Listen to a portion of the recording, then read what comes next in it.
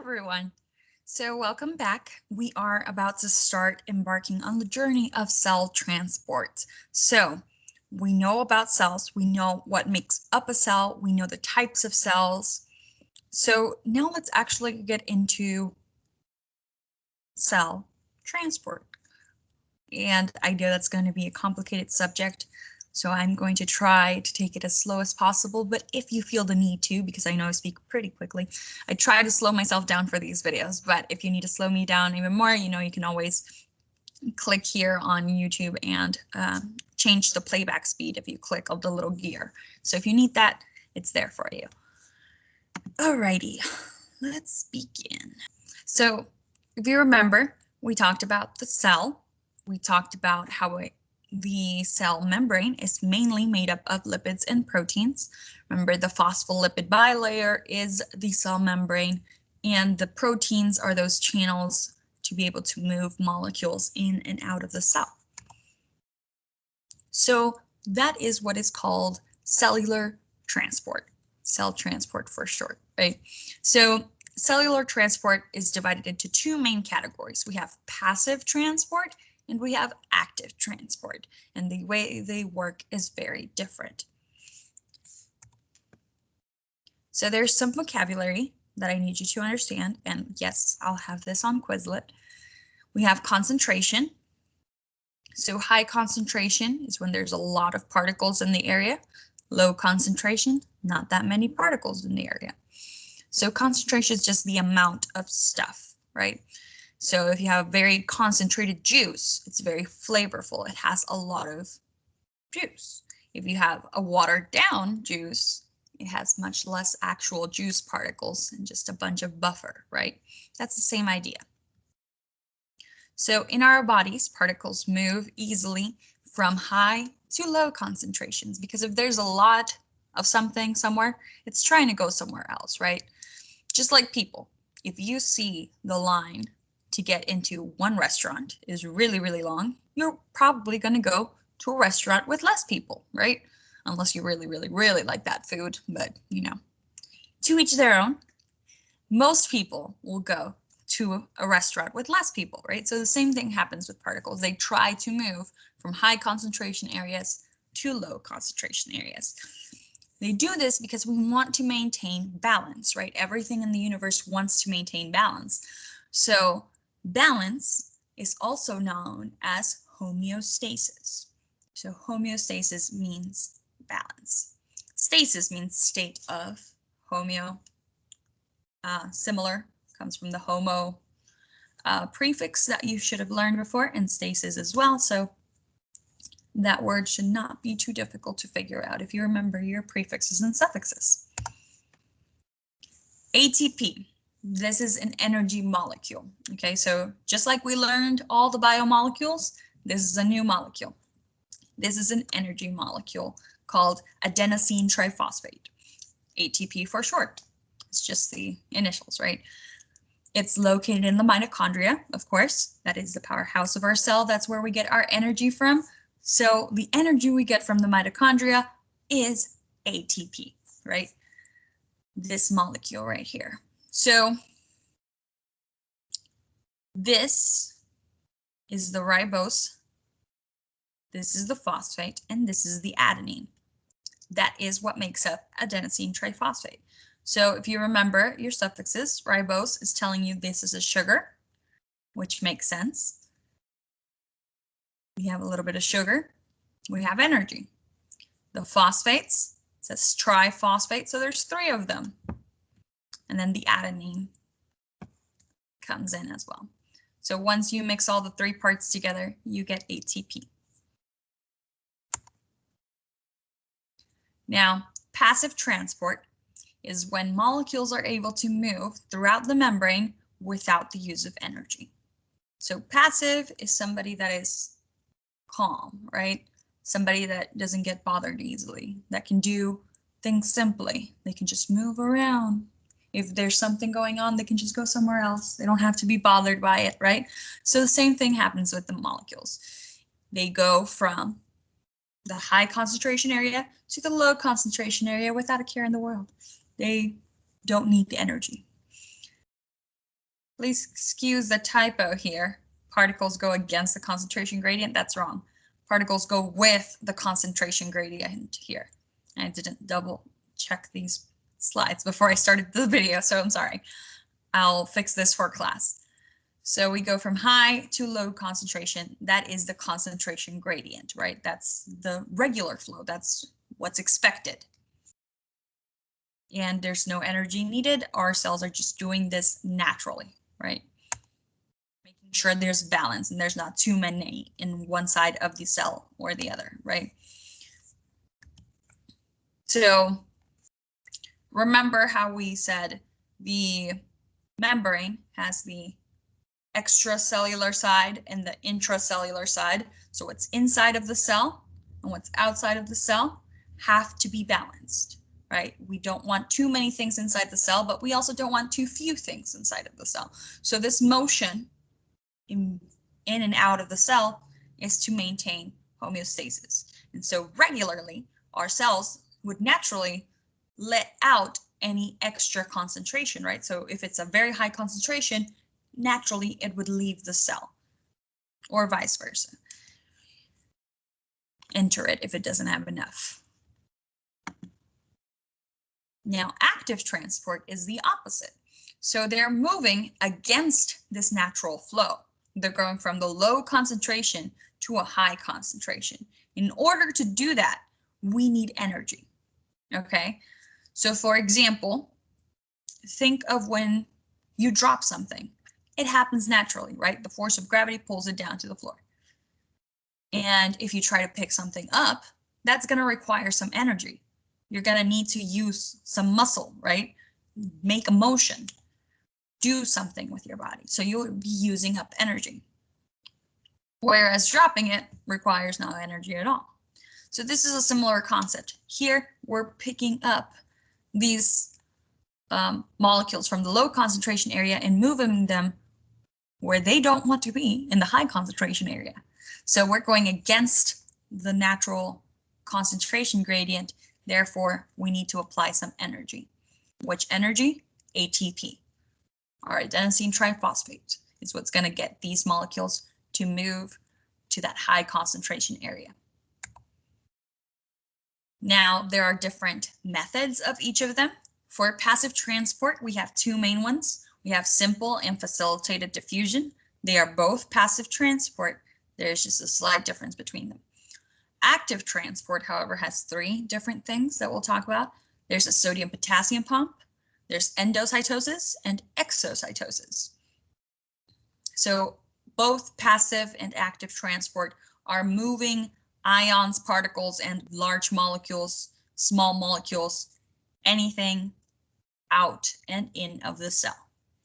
There's one more process that's specific just for water, and that is osmosis, and we'll talk about that towards the end of this unit.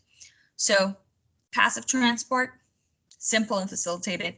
Active, we have sodium potassium pump, endocytosis, exocytosis. Okay, SF, SE. So simple diffusion. It is the movement of small particles like oxygen from an area of high to low concentration. Remember, we're not using energy, so it's going to be from high to low concentration, always for passive transport. This type of transport requires no energy, like we said, passive, no energy, high to low. And it can occur in living and non-living things. So think of when you drop ink in water or food coloring in water. It diffuses from its original spot, right? So it starts off as a little drop and it starts expanding and going out and covering all of the surface. That's what that looks like. The movement of the particles towards the areas that don't have those particles.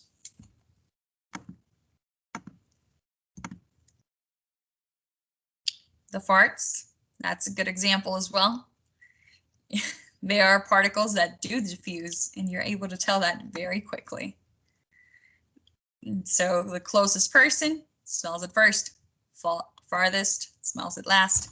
Same idea. So you're moving from high concentration, close, to low concentration, far from each other, because there's more space, right?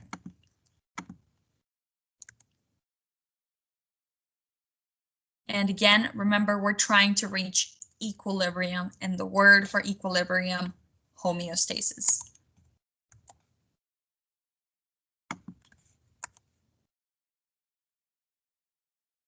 Now, facilitated diffusion is slightly different. This is for bigger or charged molecules. So ions, those are charged atoms. If you remember from the summer bridge, I may have mentioned this. Atoms are naturally trying to be neutral, right? Molecules are trying to be neutral. That's why they combine with each other. And so if you have an atom that has a charge, so it has an extra electron or it's missing an electron, then that is called an ion. So charged particles like ions and large molecules will need something to help them, to guide them through the cell membrane.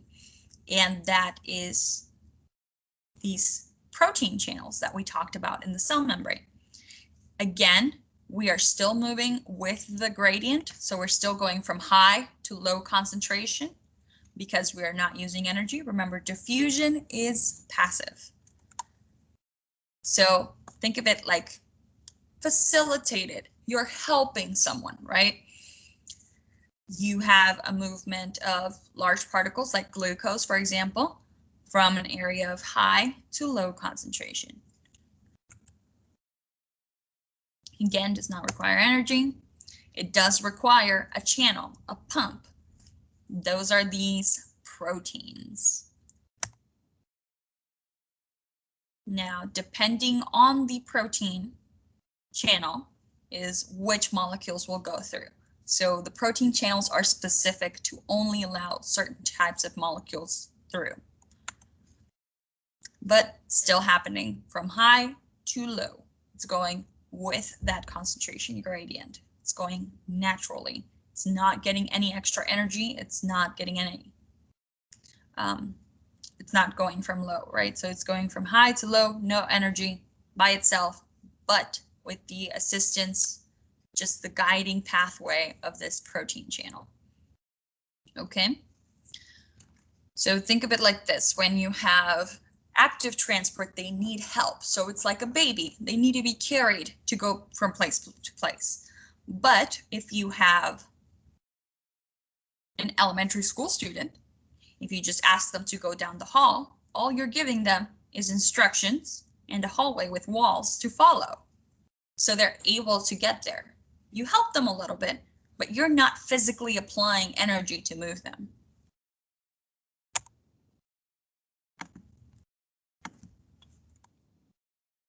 Facilitated diffusion, again, no energy. Here's another picture. So again, these are large molecules and they go through the protein channels from high to low. Simple versus facilitated. The only difference is in facilitated, they go through the protein channels. In simple, they're just going through the membrane. So again, the concentration gradient, I've been mentioning this throughout the presentation. Concentration gradient is just the difference between the regions, right? So your concentration change. Gradient means change. If you get to calculus and you study physics in the real world, you'll talk about gradients, and it's really, really interesting to see the change between beginning and ending situations for many, many things. So gradients are used for a lot of different things. It's just the measurement of a difference. So in this case, it's the measurement of the difference in concentration. So we're going from high to low concentration. That's the natural change. If you go against the gradient, that just means you're going from the ending point to the start. You're going backwards. So from low to high, that would be against the gradient. With the gradient, high to low, like a slide. Normally, people go from the top of the slide towards the bottom of the slide, right? That's what you want to do. You want to slide. But there's always that one kid in the playground that climbs up the slide, right? And it's not letting the kids that are already up, that went through the stairs, as everybody is supposed to do, and got to the top, and they want to slide down, and then there's one kid trying to climb up the slide. You'll notice that that kid is using up a lot of energy to try to get up, right? Because it's requiring energy. It's not a natural flow. Same idea here. So when we're trying to go against the gradient, we're going to require energy. So it's not going to be able to be done with diffusion. It's going to need energy. It's going to need active transport. So more pictures of diffusion, just different stages of it. So at the beginning, what we have is high and low concentration areas. And as diffusion is happening, as the particles are moving towards that low concentration area, at some point we will be achieving homeostasis, equilibrium, where both sides in and out of the cell have the same amount or similar amounts of particles. So the concentration is similar both inside and outside of the cell. And that's it. We're just talking about passive transport today. I will move on to active transport in the next video. So rewatch this if you need to. Remember, no energy. Diffusion is our passive transport method. And it's simple or facilitated depending on if they use the protein channels or not. That's it for me today. If you have any questions, let me know during class, and I will see you then. Bye.